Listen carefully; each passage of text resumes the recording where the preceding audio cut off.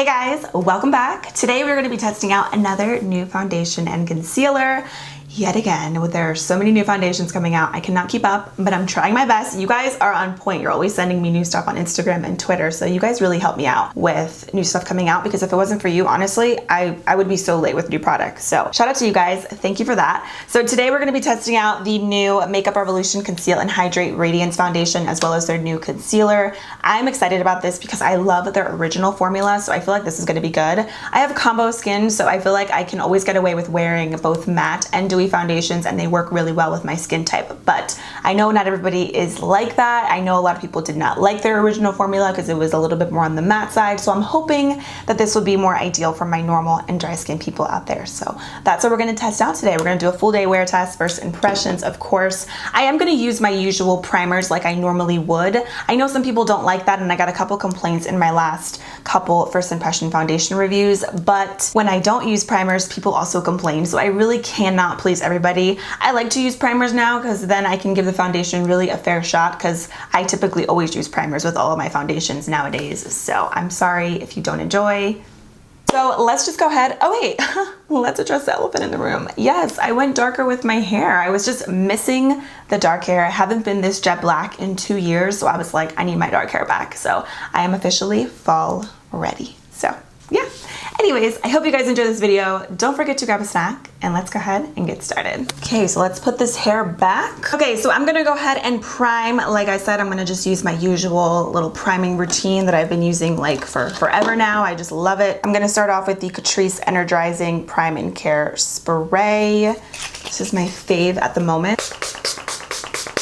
So refreshing. It's pretty much just like a Smashbox primer water type of thing. It just feels really great, and I got that at Ulta, and I love the way it smells as well. And then this is the combo that I am using for primers, the Milk Hydro Grip Primer and the Catrice Goodbye Pores Primer. The Milk one is really good for just prolonging your makeup application, and of course I already did like my usual skincare and stuff this morning. And then the Catrice Primer is really great because it fills in your pores, so I like to use this pretty much on my T-zone, just to assure that that is nice and smooth and poreless. And I am breaking out a little bit here. I have like a ton of blackheads. I know that's gross on my chin. If you guys have any like remedies for that, please let me know, because they are not cute at all. So I am on Ulta's website right now. That's where I got the foundation. It retails for $12. They actually don't have a ton of shades at the moment. I'm hoping that they will add and extend their shades like they did with their original foundation, but we shall see. I ended up going with the shade F9.5. I feel like this is going to be a little too yellowy, but you know, as always, I think I can definitely make it work. So this foundation says it is formulated to suit every skin type and tone, but it is particularly beneficial for dry skin. It has hyaluronic acid in it,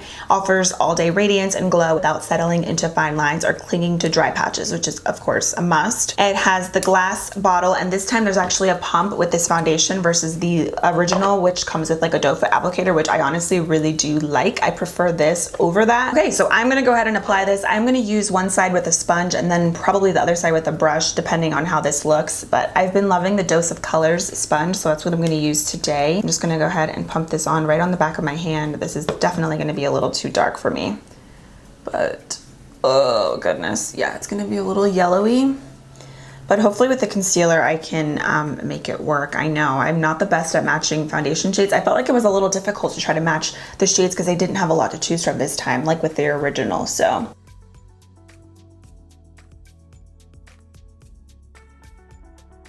it's definitely blending in. There isn't a lot of coverage. I didn't really even actually see much as far as coverage with this. Okay, apparently this is supposed to be medium to full coverage, so I'm definitely thinking I'm gonna have to build this up because I'm not seeing a whole lot of coverage just right off the bat with a sponge. I'm going to dip the sponge right on the back of my hand because I feel like sometimes you get more coverage doing it like that versus like dotting it on your face and then blending it out.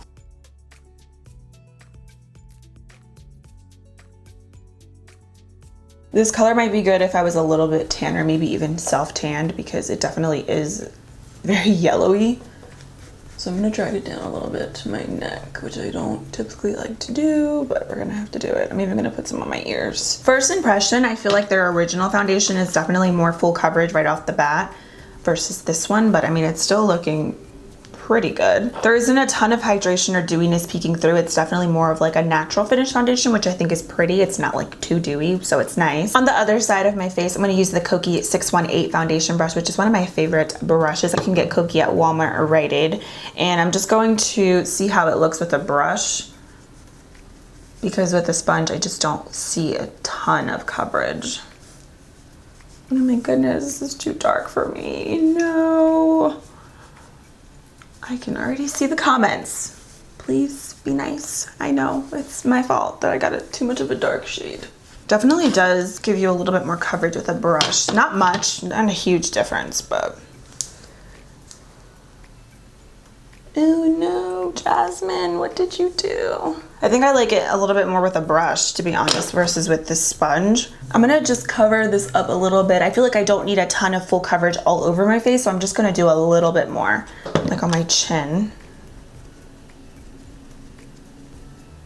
Okay, I think it actually might look a little bit smoother with a brush on this side versus this side. Maybe because I have a little bit of texture here too, but I think a brush might be the way to go if you want a little bit more coverage and a little bit more of like a smooth formula on the face. Now I'm gonna go in with the concealer. I'm actually really liking the way that this looks. It is a little bit of a dewy formula, more dewy than the original for sure. It looks really pretty. The coverage is definitely medium to slightly buildable. It's not, I feel like, as full coverage as the first foundation that they have, but it is really nice and very smoothing on the face, which I do like. So now for the concealer, this is pretty much the same exact kind of concept, medium to full coverage. It has hyaluronic acid and acai in it, and I got the shade C5, which I feel like this is going to be a little too light for me, but I think with this foundation we're going to be able to make it work.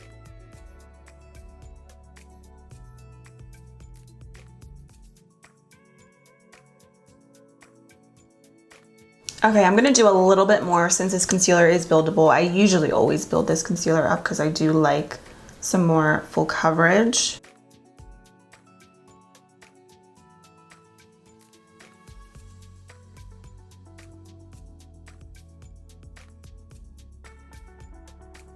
Okay, so this is what the foundation looks like right now. I'm honestly not hating it, but I can't say that I'm obsessed with it. I think I definitely prefer the original Conceal and Define foundation over this one, but that's just like my first impression. Obviously that could change throughout the day. I just feel like the original on my skin, it was so smoothing, it's so full coverage, and it just looks so pretty and just almost like it has a filter on it. Like that foundation is incredible. It's so amazing. But this one, I feel like, you know, obviously it's pretty. This one is not full coverage right off the bat. It's definitely medium to full, which that's a claim on there. So it doesn't claim to be full coverage at all, but just a little something to keep in mind. I think I like it more with a brush. I feel like it's a little bit more smoothing. Whereas with the sponge, I mean, it is blending out really nicely, but with a brush, it just gives you like this really soft airbrush look, which I think is really, really pretty with this.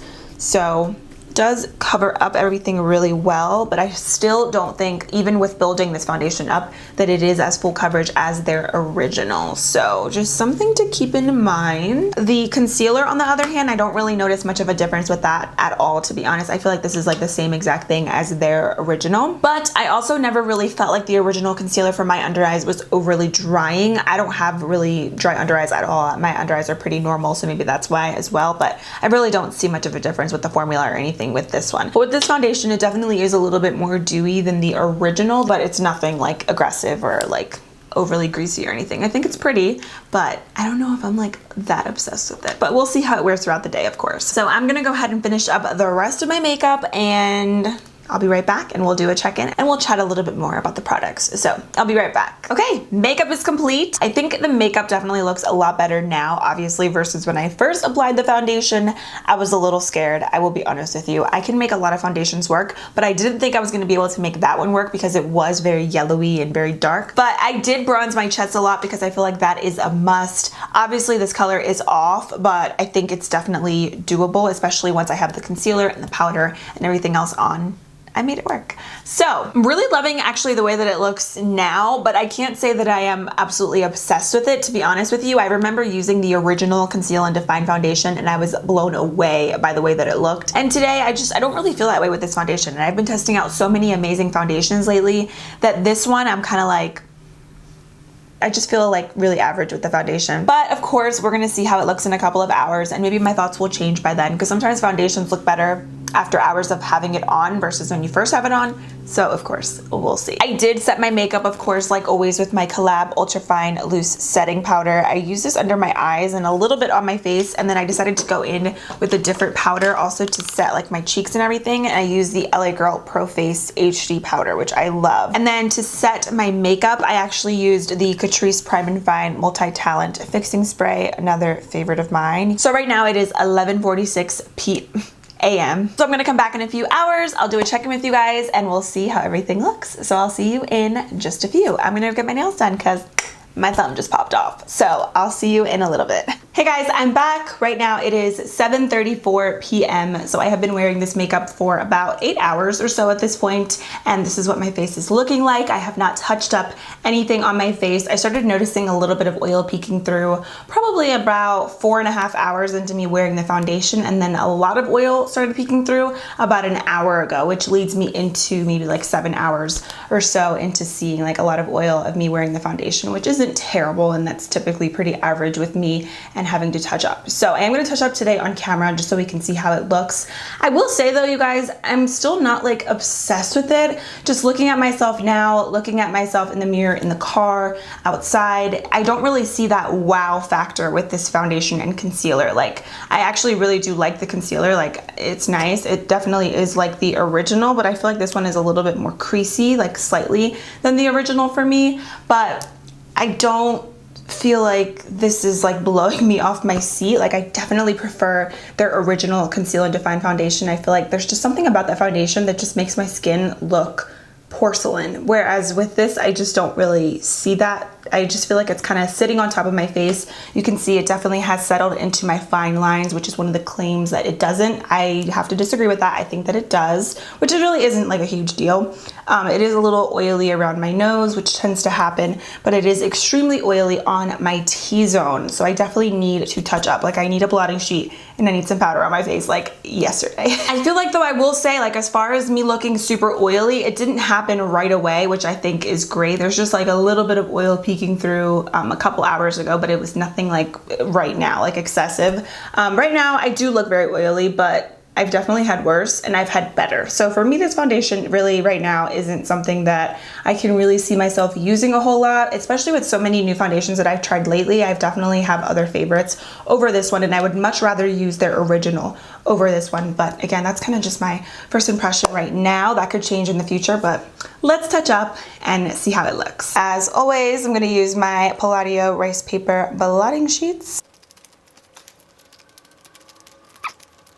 Okay, so I know it's gross, but this is about how much oil I have on my blotting sheet, so it is a lot. If you have super oily skin, I definitely do not think this foundation is for you, to be honest. Definitely is more ideal for my normal to dry skin people, but it's not excessive. If I had to choose, let's see, I feel like so many luminous foundations out nowadays.